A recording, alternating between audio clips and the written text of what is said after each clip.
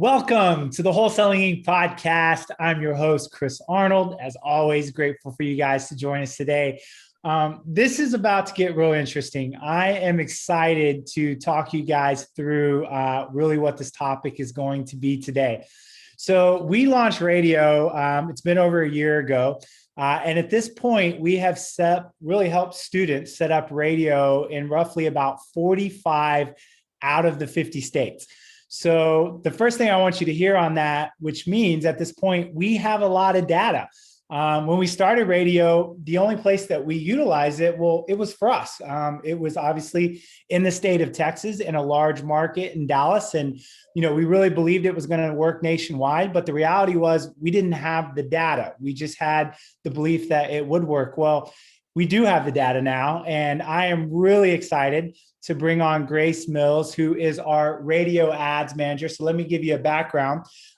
She's the marketing director for my company. And so there was a point, like we should with everything, we should leverage and hand it off. And so after several years, I handed everything over to Grace, and I watched really her even surpass my understanding of radio because it was her full-time job to literally, like, she's listening to stations and researching, and she just took radio to a level that I couldn't as the visionary, because I had so many other things to do, but this was her baby. And so with our overall coaching program, everyone has come to know Grace really well. It's funny when people have success, it's not, hey, thank you, Chris. We get a lot of high fives like, thank you, Grace, right?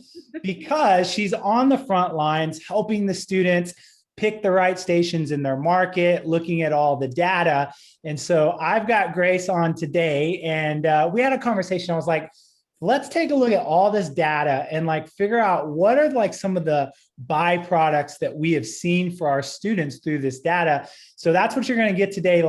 What have we learned after over a year putting students in 45 states and all types of markets and different demographics, et cetera? What have we learned? And that's what we're going to talk about today. So Grace Mills, welcome to the show. Glad to have you. Oh, thank you so much for having me. I was excited to be here.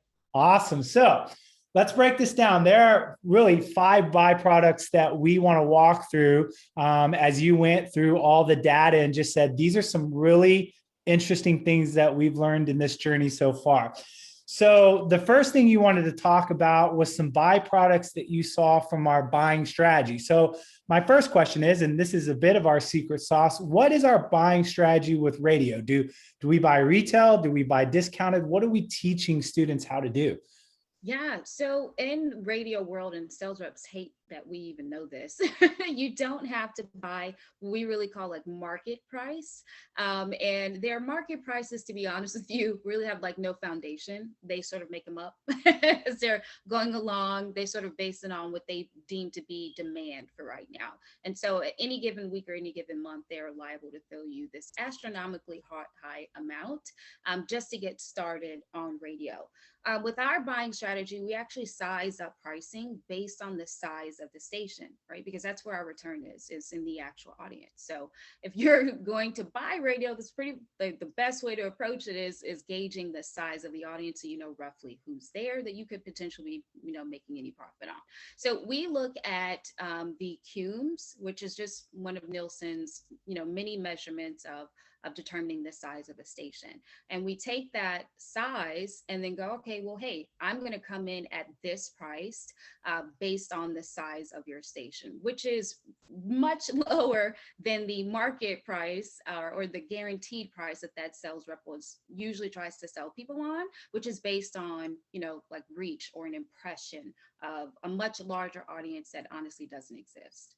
So it would kind of be like, if I put that in real estate terms, we run comps on a radio station, just like you would run comps on a house. So just because a seller thinks their house is worth X and they make up that number, well, you don't buy the house for that. You come in and do your due diligence and say, well, I know you think it's worth this, but based on all of this data, it's worth that. So that strategy with real estate is the exact same strategy that we employ with radio, correct? Yes. Okay. Yes. So now these students are coming in and they're buying at a discount, and you actually have some data on this. So in comparison to the retail pricing that most people pay for radio, on average, what are our students paying as a discount or under? What are you seeing? Yeah, I'd say it's 60 cents on the dollar. So there's the market price, and I'd say roughly it's like about 40% below that actual market price. So 60 cents on the dollar is what they're getting in terms of pricing. Wow. Which again, like if a sales rep is just a salesperson. So if they can get away with like upselling you and getting a higher amount out of you, they will. If you don't understand that you can actually buy it based on the size of their audience, based on whatever number that they created that day or that week, based on the category. So out of all of these students in all of these different states, we have fundamentally shown people how to come in, and statistically we're landing around 60 cents on the dollar. Now, if you're a real estate person, that number probably sounds pretty similar to what we buy houses for. We try to buy around 70 cents on the dollar. So I think you get this. The reason that you have a successful real estate business is because you buy at 60 to 70 cents on the dollar. The reason our students are successful on radio is because they're not paying retail. They're consistently buying at 60, 70 cents on the dollar. Now, I want to get to the first byproduct of this. What byproduct have you seen when all of a sudden a student is paying so much less for their radio ads? Because our average student is spending what? I know this number exactly. They're spending between $500 to maybe max $2,000 a month. That's the average spread. But what's the byproduct that you've seen because of this in their businesses? Yeah. So, and I think a lot of our students are stunned that they actually can get it so much cheaper than what they typically imagine radio could be purchased at in terms of a price. And so with being able to buy it so cheaply, it leaves a lot more wiggle room in their marketing budgets. And radio is a great, long-term marketing source. And I've definitely seen that our students have been able to really focus on, pairing, radio with expanding their, targeted direct mail or online marketing or any other marketing channels that they've been wanting to play with, because radio was bought so cheaply. They've got a lot more wiggle room to test out other marketing sources or expand on what they're already doing. And I think that's valuable, because if I'm new and I have a limited budget that I can spend on marketing, and I pick up a channel that's so expensive that it requires me to put all of my marketing dollars in that channel, that's a dangerous place to be. But because radio is so much less expensive than what everyone assumes that it's going to be, I think most people assume like 10 grand a month just to get started. All of a sudden they're like, you go into the store and you have a budget to buy something and you have something in mind and you see it and it's like on sale. And then your first thought is, well, I budgeted X, so if I buy that, well, I have a little money left over, and I'm also going to get this that I didn't even know I was able to do. That's fundamentally what you're seeing with our students, right? Like, yes, now I can do radio and something else because it's a lot less expensive. Yeah, absolutely. Yeah. That's awesome. That's a great byproduct. So let's go to number two. I hear our students say it all the time. I ask so many people, like, what is one of the qualities about radio that you love the most? And I hear this all the time. Well, Chris, you said it, it's set it and forget it, right? I've heard you say that. And now that I'm in it, it really is the lowest maintenance marketing channel I've ever had. I just have to pay my monthly bill and answer the phone when it rings. But we're talking about byproducts. So now that we've helped so many students, what is the byproduct that you've seen because radio is so low maintenance as a marketing channel? Yeah, so with the lower maintenance, they actually have a lot more free time. They have more flexibility to focus on other things. They can either focus on other projects, but I definitely have noticed the biggest significance is that it's allowing students to step outside of roles that they don't want to do, they did not want to do, so they can really focus on growing their business in general, either again, like expanding into additional projects or expanding their team, so they're able to pass off more tasks to, again, just focus on growing their business. I mean, I totally agree with that. I had a couple of people tell me, hey, I feel like every time I start a marketing channel, when it's prospecting or outbound based, I literally just create an entire new job for myself in the business. So what you're saying is with radio, because it's not like, okay, I'm going to talk about cold calling, it absolutely works. But the reality is, if you're making those calls, that requires time. Yeah. Well, what happens with a student is they work to set up radio and they set back, and let's say they did cold calling, they're like, well, now I have all this time, like I'm so used to being pulled into the marketing and having to like work it out, like direct mail, like building lists and making sure the postcard is right and making sure I've got a good system to handle all those inbound calls and et cetera. All of a sudden they're freed up now and they can go, hey, rather than having to work in my business because this marketing channel pulled me back in, I can now focus working on my business and some of the more important, bigger projects. That's a huge win when you think about it, because I wonder, what is the trajectory of a business owner or investor look like if one has a marketing channel that's eating up all their time versus one that's automated and then gets to spend their time working on projects? I guarantee you, after like a 2-year period, they're going to be in 2 different places when it comes to the strength of their business. You agree with that? Yes, absolutely. Yeah. And I think that's what excites them the most. Once they get to that point, they're like, oh my gosh. We have quite a few students that actually have a lot more free time to just talk to people. So they're calling you. They're like, Grace, my radio's set up. I'm closing deals. Like, now what do I do? Now what I do, yes. And they've gotten to a point where they expanded their team. Like, they've got tasks off their plate. Now they're like, oh yeah, like they've got a lot more free time on their hands, which is great. Like, it's it creates a lot more breathing room. And again, both, outbound prospecting works and inbound marketing works. But if you were to ask me what I personally want at the end of the day, I want as much free time as possible. I want a business in which I am not a slave to my business, but my business serves me and gives me that quality of life that I'm looking for. And honestly, the type of marketing channels you pick determine how much freedom you're going to have. I mean, it's pretty common sense. Yeah. So let's go to number 3. This is an interesting one. A lot of people ask me, well, I would imagine that most of your students, right, that do radio are really seasoned. And I got a lot of that in the beginning when I talked about radio. Like, well, you're going after the big dogs. There's not a lot of new people to the business that are going to do it.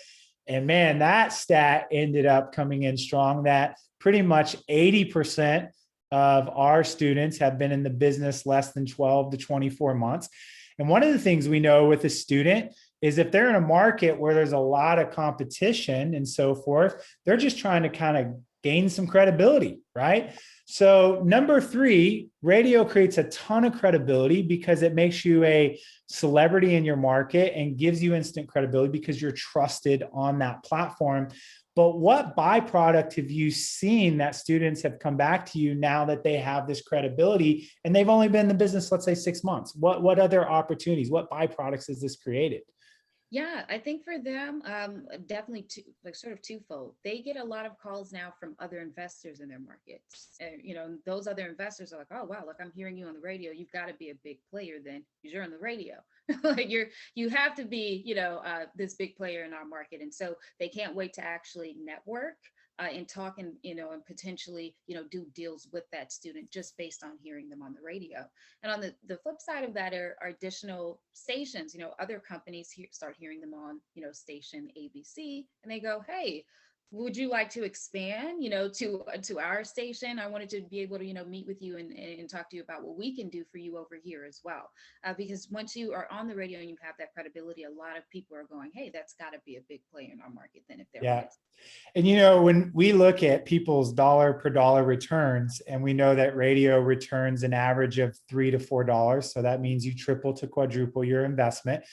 But what is not in that measurement is the byproduct of all the other opportunities that come. So you're talking about the fact that I advertise on radio. Everyone automatically thinks like, oh, this person's a big player because only big players can afford to be on radio. This is what we now kind of laugh about, are all these assumptions about radio. And you're right. All of a sudden you start getting JV opportunities. Hey, can you help me move this deal? Or can I do that? And now you've got this other stream of income coming in because you're now magnetic to these opportunities. And it's not just that. I mean, we have heard stories of people raising money because they were heard on the radio, with vendors coming in and discounting services. If you're a fix and flip person, which is really awesome, like what I got to do to be your contractor. I mean, you've got to be a big player. I want to help you flip your houses. And then the other side is all of a sudden these other stations hear you and they come knocking on your door. And, they want to do a deal. And Grace, have you found that the longer someone's on radio, the easier it is to pick up additional stations at a discounted price because they have credibility? Yes. And it's a lot of leverage in their next negotiations because that person goes, oh yeah, that's right. They are on 2 of our competitors. And so it plays into their favor very well when they are trying to expand into additional stations. Absolutely. Yeah. That's another great byproduct. So let's go to number 4. These are really interesting. I love this data that you pulled and we've talked through. So one of the things about radio is it can bring in different type of lead opportunities, right? And because radio covers a larger landscape, a lot of times, like let's take Dallas Fort Worth where we're at, we can get calls in areas that are outside of what I would say is our core preferred area. So what is the byproduct of all of a sudden I'm getting calls for opportunities that might not fit my, niche little wholesale bucket that I'm looking for? What has that actually done to the students? Like, what are you seeing in the sense of their growth because of that? Yeah, I definitely say that it challenged them, but it also, enabled them to start to expand their repertoire of how they typically do things. I've had a couple of students double back to me and say, "Hey, Grace, this station I was afraid of initially because it was outside of what I typically service, but now actually I'm at a point where I'm ready to service that." They have definitely taken the opportunity to expand their buyers list, to expand, other, creative ways of dispelling those potential properties. I definitely think that it challenged them in a great way to expand what they've already been playing with.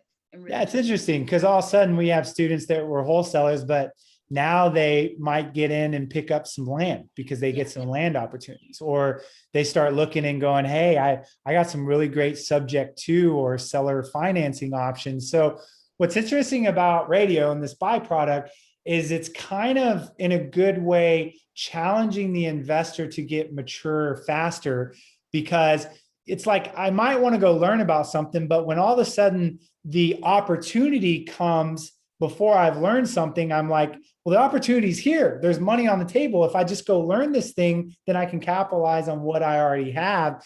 And so what we've seen is it's definitely come in and sped up the overall growth of the real estate investor, which I think is super important. absolutely. Yeah. Absolutely. Now, with that, utilizing that kind of side of getting those different opportunities and so forth, what have you seen with market size as a whole? Because I know one of the questions I always get, and I think this question is asked about everything. It's like the number one objection: will this work in my market? I know it works in Dallas Fort Worth. And again, we didn't have data on a small market in the Midwest, or let's say West Coast, California, San Diego, right? Or somewhere up in the Northeast. I mean, we just didn't have the data. But my question is, like, what are you seeing on this now with all of these different markets? Yeah, honestly, and I definitely hear that a lot with newer students. They get a little nervous in terms of a market type or the market size. All markets are successful. Honestly, what I've seen, from what my view, the biggest push there is again back to students that are able to build out a network, and build out that buyers list. I've not seen one market not be successful. They can get on the radio. There's a radio station there. They're able to reach motivated home sellers. And as long as they're able to build out and network, their buyers list, they have no problem moving any of the properties in any market size, big, large, small, rural, or, metro or larger cities. I'm not seeing a market size that a student has really had an issue with. So I want to break this down. I want to challenge this a little bit. So let me play devil's advocate. What is the value of a small market over a large market? I mean, I understand that they're all working, but there's got to be some pros and cons to both. So my question is, what's the best about being in a small market versus a large market? If someone's listening right now and goes, I want to know that advantage. What advantage do you have being a small market for radio? I'll tell you, in a small market, our students are able to dominate actually a little bit quicker than in some of the larger markets, and that's really just due to what's available to them. And some of the smaller markets, they are able to pick up, two stations for the price of one station would be in someone's slightly larger market. And some of the smaller markets are able to dominate it much quicker and continue expanding into additional stations. Yeah. So if I'm in a city that has a couple 100,000 people or small, it's not going to be hard for everyone to get to know me really fast if I'm on a couple stations.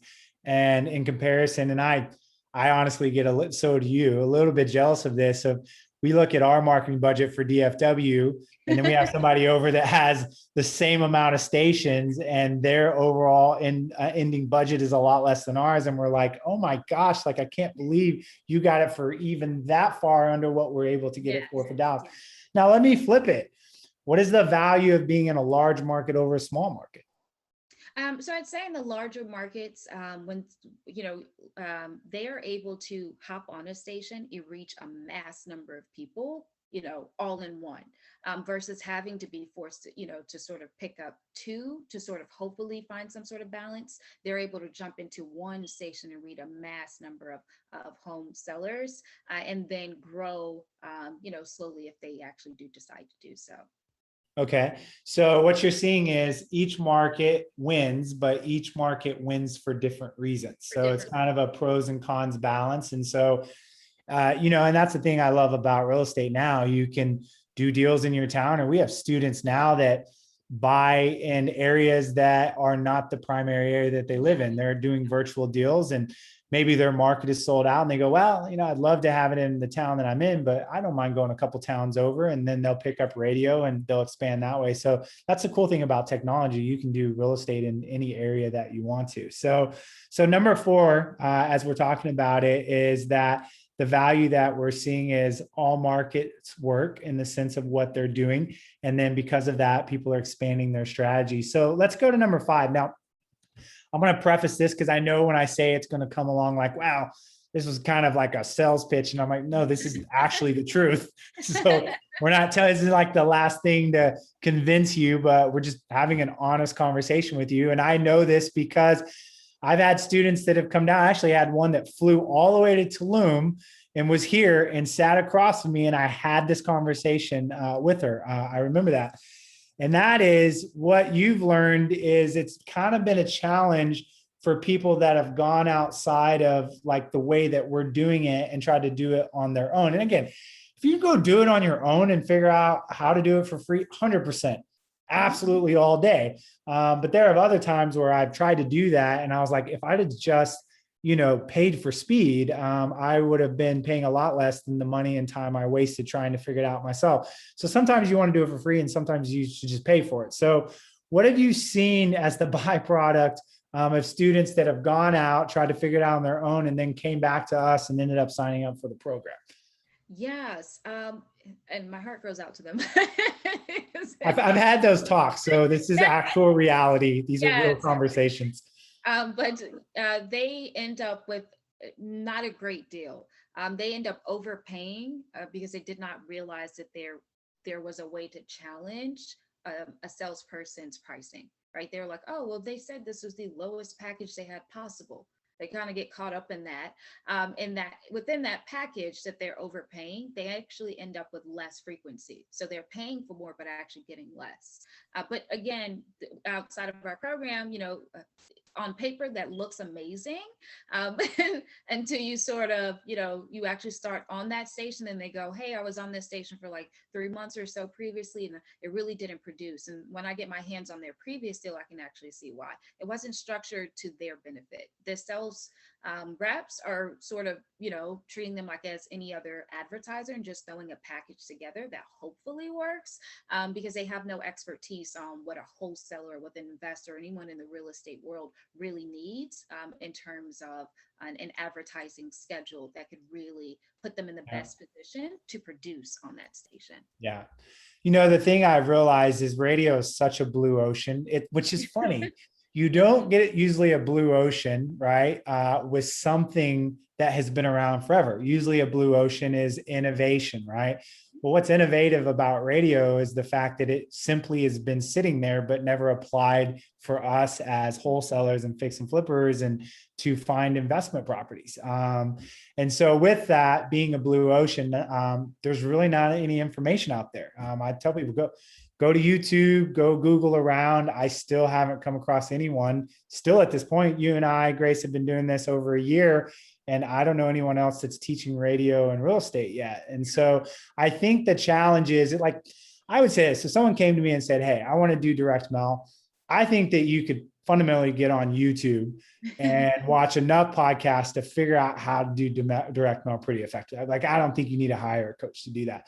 The challenge you have with something like radio is because it's a blue ocean, there's just not much education. And so if you're really considering it, again, hey, if you want to go out there and do it on your own first time, again, your world, make it happen.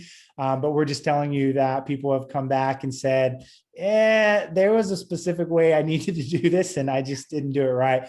It's kind of like somebody coming to you and saying, like Grace, let's say I came to you and I said, hey, I want to wholesale deals. And you go, yeah, there's a specific way to do that. And I go, well, I tell you what, before you tell me how to do it, I'm just going to run out here and do it on my own. And you're like, all right, good luck. I mean, I could have really helped you learn this a lot faster, but if you want to get out there and do it. So we're really, though, excited because we've been able to add a ton of value. This marketing channel, and as you hear these byproducts, for Grace and I, we get a lot of fulfillment because not only have we shown people a great channel that they didn't know that was available, now we get to see the fruit of all these additional byproducts, right? So all of a sudden, people now can grow their marketing faster because they're not spending as much as they were on other marketing channels. They have more time to work on their business rather than in it. Or if you're a family person, more time to spend with your family or juggle that 9 to 5 that you're working. We get a lot of students that go, man, I'm working 9 to 5. And I don't have time to get in here and deal with something that's going to eat a lot of my time. They're getting the JV opportunities, as we mentioned, and obviously just maturing faster because radio will mature you and just in the way that it functions. And so I don't know about you, Grace, but it feels pretty cool to kind of see additional fruit outside of what we were originally seeing as fruit. And that's just handing people a great marketing strategy. What do you think about that? It's pretty cool. Yeah.